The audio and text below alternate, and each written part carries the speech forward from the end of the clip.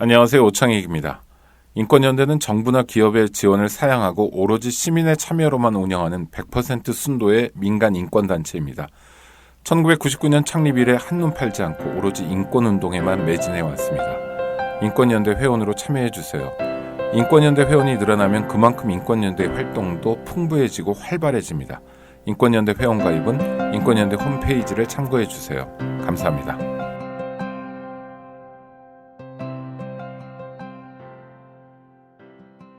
오늘은 인권연대에서 활동하고 계시는 인권운동가 오창익 사무국장님 모시고요. 인권이란 무엇인지, 이 시대의 종교는 어떤 역할을 해야 하는지 이야기 나눠보는 시간 준비했습니다. 오창익 사무국장님 반갑습니다. 네, 안녕하세요. 초대해 주셔서 고맙습니다. 네, 반갑습니다. 먼저 저희 청취자분들께 간단하게 소개와 인사 부탁드릴게요. 네, 저 이름은 오창익이고요. 인권연대라는 단체에서 일하고 있습니다. 이 단체는 1999년에 만든 단체고요. 네. 창립 때부터 거기서 일하고 있고 그전에는 종교인권단체에서 일했었습니다.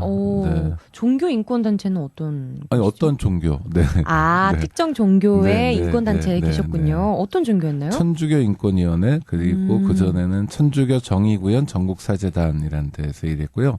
원불교로 하면 원불교 사회개벽교무단, 네. 원불교 인권위원회 를 거쳤다 이렇게 생각하시면 되죠. 아주 유사하니까요. 네.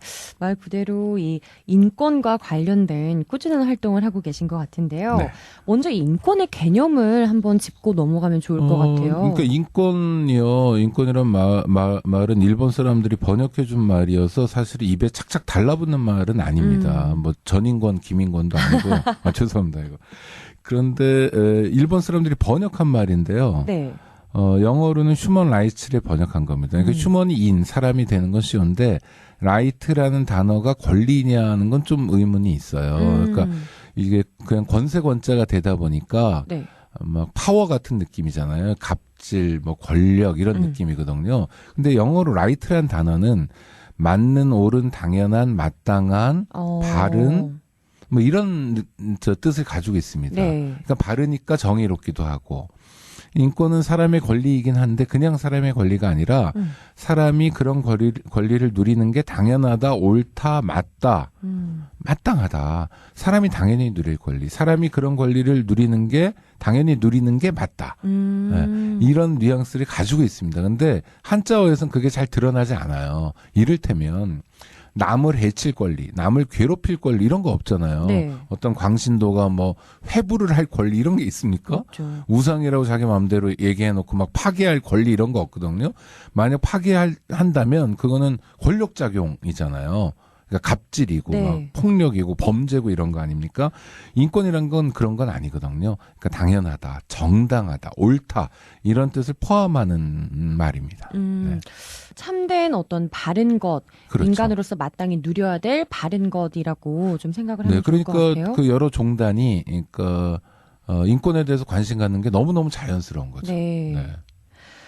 그렇다면 이 인권연대는 어떤 단체인가요? 창립부터 함께 하셨다고 하셨는데 그동안의 활동에 대해서도 함께 소개해 주시면 좋을 것 저희는 같아요. 주로 두 가지에 관심을 많이 가졌는데요. 첫 번째는 국가기구들이 여럿 있습니다. 특히 좀 힘쓰는 기구들이 있는데요. 네. 경찰, 검찰, 국가정보원, 교도소, 군대 네. 등을 감시하는 역할을 저희가 하고요. 또 이들 기관 때문에 피해를 당한 사람들이 여럿 있습니다. 피해자들을 돕기도 하고 또 이들 기관이 정말 국민을 위한 기관으로 거듭나도록 뭐 정책 대안을 내놓는다든지 하는 일들을 합니다. 그러니까 국가기관과 관련된 일들을 하나 하고요. 또 하나는 저희가 중요하게 생각하는 건 인권교육입니다. 교육이요. 네. 왜냐하면 유엔이 그런 말도 했어요. 인권교육을 받는 것 자체가 권리다. 이를테면 최저임금만 하더라도 최저임금이 얼마인지 아는 사람과 모르는 사람이 받을 대접은 달라요. 네. 그렇죠? 노동자들이 점심시간 1시간 주어져 있는 거잖아요. 그러면은 점심시간 동안 어디 나가서 뭘 하든지 자기 자유예요. 네. 당연한 거 아닙니까? 밥을 빨리 먹고 산책을 해도 되잖아요. 음악을 들어도 되고 뭐 게임을 할 수도 있고 기도를 할 수도 있습니다. 근데 거기에 막 사장님이라고 개입해 들어가면 안 되거든요. 그러니까 그런 걸 어렸을 때부터 만약 알고 있다, 학교에서 가르쳤다라고 하면 자기 점심시간은 지킬 수 있잖아요. 네. 자기 최저임금 또는 생활임금은 지킬 수 있잖아요. 그래서 인권을 알고 이해하는 게 굉장히 중요합니다. 저희 네. 단체의 사명이기도 합니다. 그렇군요. 제가 알기로는 이 인권연대에는 조직의 대표도 없고 일체 회칙이나 규약도 없다라고 알고 있는데요. 네. 운영하는데 어떤 문제점이나 어려움 같은 건 없으신가요? 아니 그 영국에 보면 헌법이 뭐 불문 헌법이다 이런 걸 저희가 어렸을 때 배웠어요 학교에서. 네. 근데 약간 기억이 납니다. 회칙 규약 뭐 정관 이런 건 없는데요. 그러니까 합의를 중요하게 생각합니다. 합의요. 네네. 그러니까 누가 반대하면 좀 안 하고 또 더디하고 뭐 이런 거고요. 단체 대표는 뭐 다른 이유는 아닌데 이 한국의 시민사회 단체도 그렇고 어떤 게 종교도 좀 그런 것 같은데 이렇게 되게 위계 질서 같은 걸 강조하는 느낌이 있어요. 수직적인. 네네네. 그래서 뭐 누구보다 누가 높은 분이고 막 이런 느낌들이 있는데 인권은 그런 건 아니잖아요. 나이가 더 많다고 물론 공경하지만 그게 높다. 좀 더 존엄하다 가치 있다 이런 건 아니거든요. 오히려 인권은 훨씬 연세 많이 드신 어르신들이나 또는 힘없는 어린아이들을 더 챙기자 이런 거잖아요. 나이가 어려서 더 챙길 수도 있고 연세를 더 많이 드셔서 더 챙길 수도 있어요. 근데 이게 뭐 높낮이는 아닌 겁니다. 네. 그래서 저희 단체는 뭐 그런 그 위계 같은 걸 안 두려고요. 뭐 대표, 고문, 그냥 대표도 아니라 뭐 상임 대표 뭐 이런 거 안 두고 있습니다. 말 그대로 그 상대방의 권리를 그냥 있는 그대로 인정해주고 함께 어울려서 운영을 하고 계신 것 같아요. 그러니까 인권단체니만큼 인권의 원칙에 맞게 운영하는 게 참 중요하다고 저희가 생각하고 있고 늘 성찰하고 있습니다. 네, 참 인상 깊은 모습이 아닌가 싶습니다. 그러면 사무국장님께서는 언제부터 인권에 대해 관심을 갖고 활동하고 계신 거예요? 뭐 어렸을 때부터였던 것 같아요. 그러니까 저는 그 혹시 자제분들이 아직 어리거나 그런 분들이면 꼭 권하고 싶은데 학교 열심히 다니고 학원 열심히 저희 때는 학원은 없었습니다만 학원 열심히 다니고 이것도 중요한데 네. 종교기관에서의 교육을 받도록 하는 게 되게 중요한 것 같아요. 왜냐하면 학교에서도 뭐 도덕이나 뭐 무슨 국민윤리, 뭐 바른 생활 이런 걸 배우긴 하는데 진짜 인간이 어떻게 살아가야 될지에 대한 진지한 고민을 알려주진 않아요. 근데 뭐 교당에 가거나 뭐 교회에 가면 아니 물론 이제 막 그 무슨 출세시켜준다, 승진시켜준다, 돈 많이 벌게 해준다 이런 거 말고 진짜 보편적 가르침, 으뜸 가르침 종교는 인간이 어떤 존재여야 하는지, 네가 어떻게 살아야 되는지에 대해서 정말 많이 알려주거든요. 네. 그리고 보여주기도 하고 우리가 따라야 될 삶도 제시해주고. 그러니까 저는 어렸을 때 그 일주일에 한 번씩 주일학교에 갔던 게 굉장히 많이 도움이 됐어요. 제 삶을 규정하는. 혼자 먹으면 안 된다. 나눠 먹어야 된다.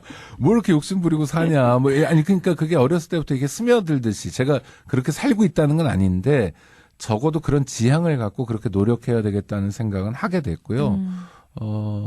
그게 지금 인권운동하는 가장 큰 주요한 원인인 것 같아요. 저 스스로 생각해 보면.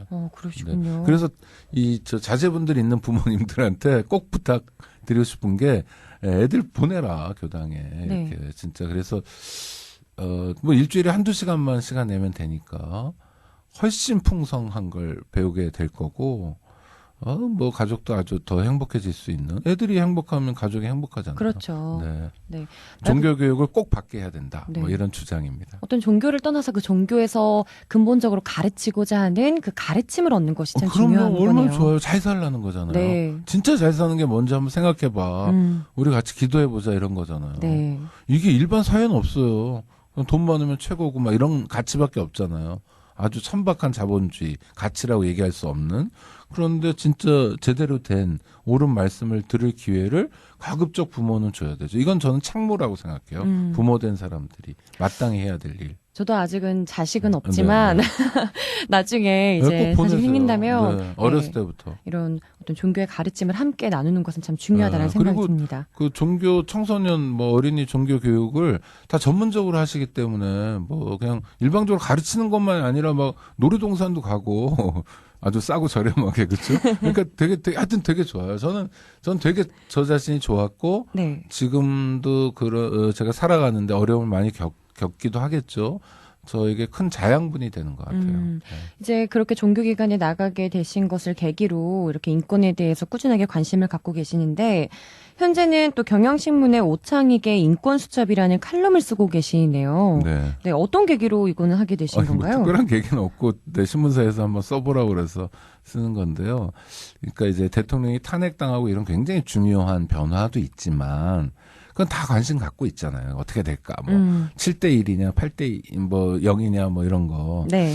그 광화문 뭐 이런 것도 되게 중요해요. 그런데 그거 말고 작지만 구체적인 사안들이 있습니다. 그러니까 저는 인권운동이 고통과의 연대라고 생각하거든요. 이를테면 교도소에 갇혀 있는 사람들의 문제도 그럴 수 있는 거고요. 또 저희가 관심 갖는 게 지금 벌금 있잖아요. 네. 뭐 가벼운 범죄를 저지르면 벌금을 선고받는데 벌금을 내지 못하면 교도소에 갑니다. 네, 벌금형을 줬는데 벌금을 못 내면 교도소에 네. 가게 되죠. 그래서 100만 원, 200만 원 때문에 교도소 가는 사람이 너무 많은데요. 네. 1년에 한 5만 명쯤 돼요. 되게 비참한 일이거든요. 근데 벌금 100만 원이 없어서 교도소에 가는 사람들은 사회적으로 발언권이 없는 사람들이에요. 근데 우리가 이게 살림이란 게 그렇잖아요. 돈이 없을 땐 정말 없어요. 맞아요. 그리고 가난해지면 주변 관계도 좀 단절되는 경우가 많습니다. 네. 정말로 100만 원 못 구는 경우가 있는데 그래 벌을 받았으니 뭐 벌금을 안 내면 교도소에 가야지가 맞겠지만 사람에 따라서는 절대 교도소에 가면 안 되는 사람들이 있어요. 네, 어떤 네. 사람들이냐면 한부모 가정의 엄마들입니다. 애들이 어려요. 근데 그 엄마가 교도소에 가면요. 감당할 수 없는 사태가 되는 거. 애들 누가 봐줘요? 봐주는 시스템 없거든요. 그런 문제들. 그럼 그 100만 원, 200만 원을 구하지 못해서 교도소에 가는 그 엄마 입장으로 보면 완전히 절벽이잖아요. 막 낭떠러지에 서 있는 느낌이잖아요. 그러나 사회적으로 그 문제를 조명해 주진 않아요.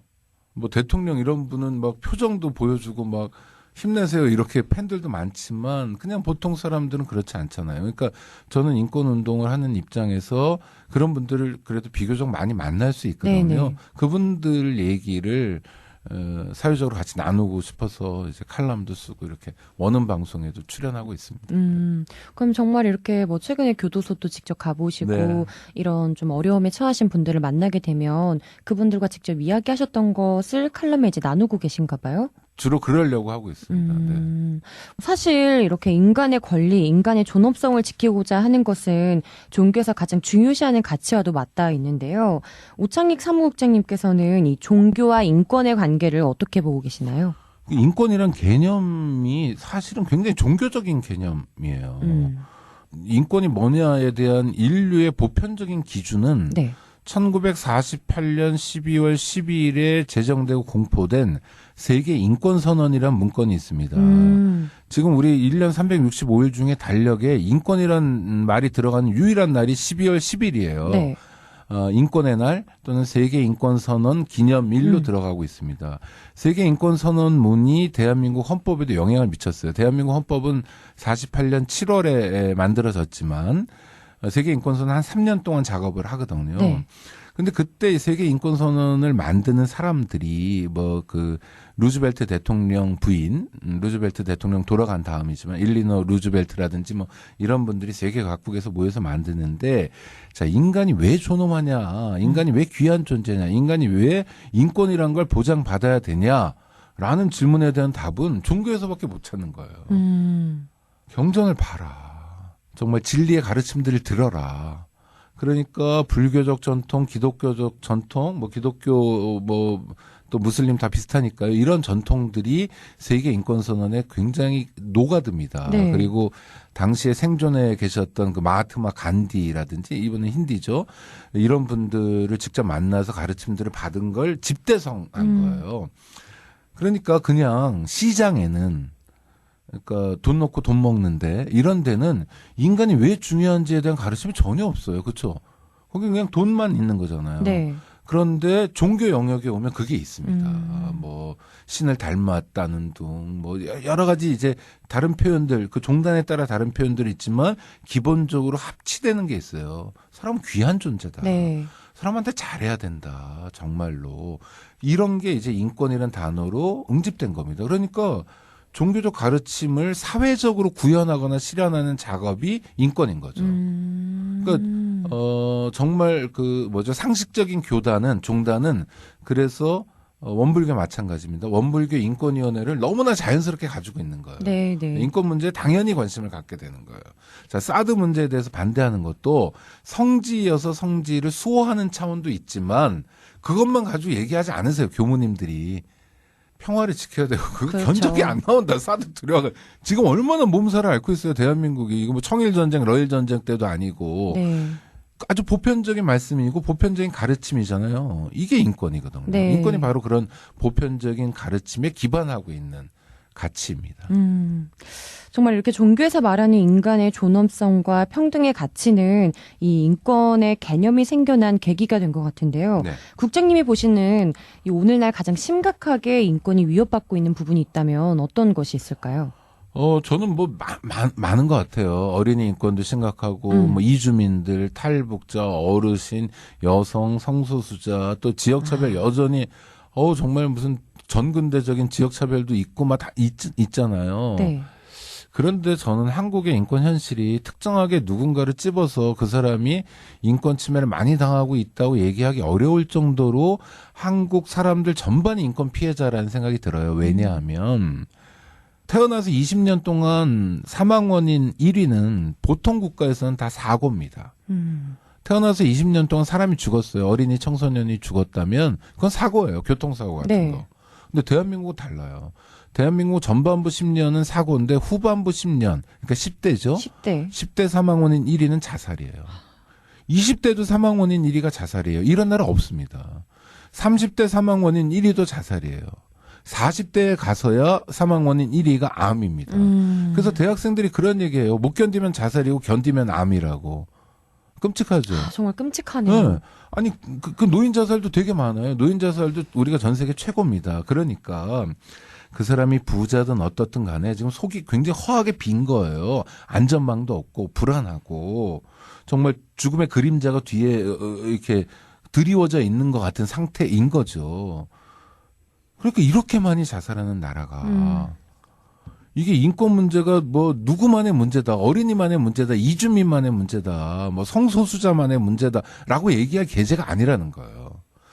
자살률은 전 세계에서 가장 높고 출산율은 가장 낮아요. 출산율이 낮다는 게 뭐 우리가 미래 성장 동력이 없다 이런 차원에서 접근하려는 게 아니라 아이를 정말 이뻐하는 부모들도 아이를 더 낳을 수 없잖아요. 경제적 네. 여건 때문에. 너무너무 힘들어서 애 하나 키우는 게 너무 고통스러워서. 그러니까 한국 사람들 아주 뭐 소수의 재벌들은 어떤지 모르겠지만 대다수가 너무 힘들게 살아요. 힘들게 사는 것 자체가 아주 중요한 인권 문제다. 네. 우리가 이렇게 힘들게 살려고 태어난 건 아니잖아요. 그렇죠. 네. 말 그대로 이 인권이 지켜지지 않아서 나의 권리와 가치를 인정받지 못한 기분이 들고 네. 존엄성을 침해당한 것 같은 기분이 들기 때문에 이것이 자살로 또 출산율로 여러 가지 사회 문제로까지 이어지는 그런 생각이 드는데요. 사실 이런 문제를 좀 해결하는데 종교인들이 앞장서야 될 것 같다는 생각이 듭니다. 최근 헌법재판소의 대통령 파면을 비롯해서 시국이 다소 어수선한 상황에서 이 종교가 우선시해야 되는 가치는 무엇이라고 생각하시나요? 저는 뭐 이게 그러니까 뭐 비난하려고 얘기하는 건 아닌데 탄핵 선고할 때 그 이정미 헌법재판관 너무 멋있더라고요. 막 헤어롤도 멋있고. 근데 이분이 그 다음에 금요일 날하고 월요일 날 퇴임했잖아요. 네. 퇴임할 때 맨 마지막에 그러더라고요. 여태까지 뭐 보살펴 주신 하나님께 감사한다고 그래가지고 제가 좀 속상했어요. 그러니까 헌법기관에 그리고 수장이잖아요. 권한대행. 국가가 여러 개 뭐 3부 뭐 이렇게 나눠져 있는 거 네, 아닙니까? 굉장히 중요한 역할을 하신 분이고 중요한 자리에 있는 분이 그만둘 때 그런 식으로 이제 하는 게 다양한 이웃 종교가 존재하는 상황에서는 잘못한 폭력이 될 수 있어요. 그래서 좀 아쉬워요. 그러니까 헌법재판소 재판관이라는 자리가 종교의 자유를 비롯한 여러 가지 소중한 인권들을 보장하는 호민관의 역할을 하는 곳이거든요. 네. 그런데도 수장이 그렇게 막 종교적 색채를 드러내는 거예요. 이게 하나님 다르고 또 뭐 다르고 다 달라요. 아니 그게 뭐냐면 그렇게 얘기했을 때 듣는 사람들의 느낌이나 어떤 사람은 상처받을 수도 있고 어떤 사람은 소외받거나 배제될 수도 있는 겁니다. 그럼 조심해야 해야 돼요. 일단 그러니까 종교를 가지고 있는 그러니까 교역자가 아니더라도 일반 신자들도 이런 면에서 좀 조심해야 돼. 관용하는 태도를 좀 가져야 되고요. 종교인들이 그런 모습을 먼저 보여줘야 됩니다. 그렇죠. 그래야 사회적으로 역할을 할 수 있습니다. 이를테면 많은 경우는 아니지만 적지 않은 경우에 종교가 일반 시민들에게 걱정거리가 되는 경우가 많아요. 그냥 막 복만 구한다든지 또 오로지 자기네만 뭐 진리인 것처럼 하고 배타한다든지 배제한다든지 하는 일들이 많아요.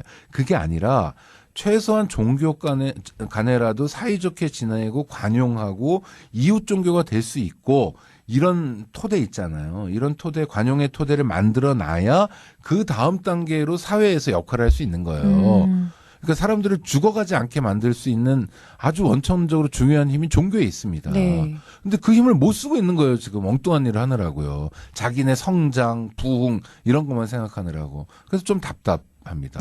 종교가 해줘야 될 역할이 되게 많아요.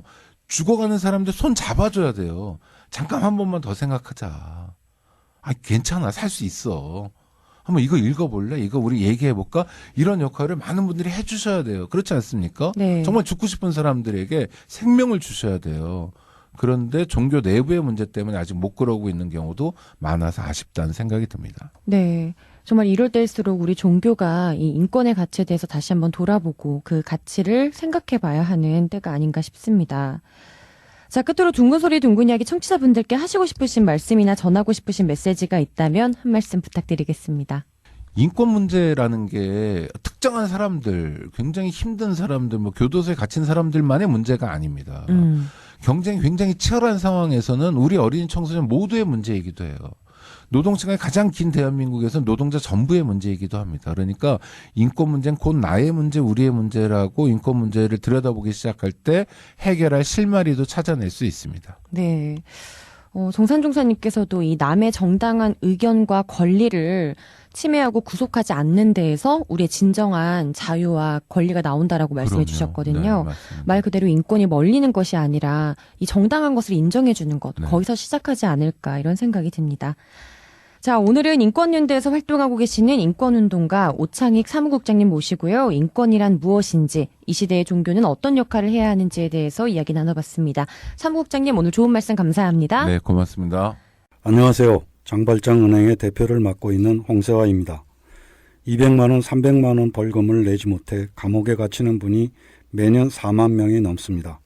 장발장은행은 이분들에게 무이자 무담보로 대출을 해주고 있습니다. 장발장은행을 후원해 주시기 바랍니다. 실로 모든 게 엉망으로 치닫는 듯한 세상입니다마는 스스로 아름다워지는 데에 경연쩍어 하지 않기를 바랍니다.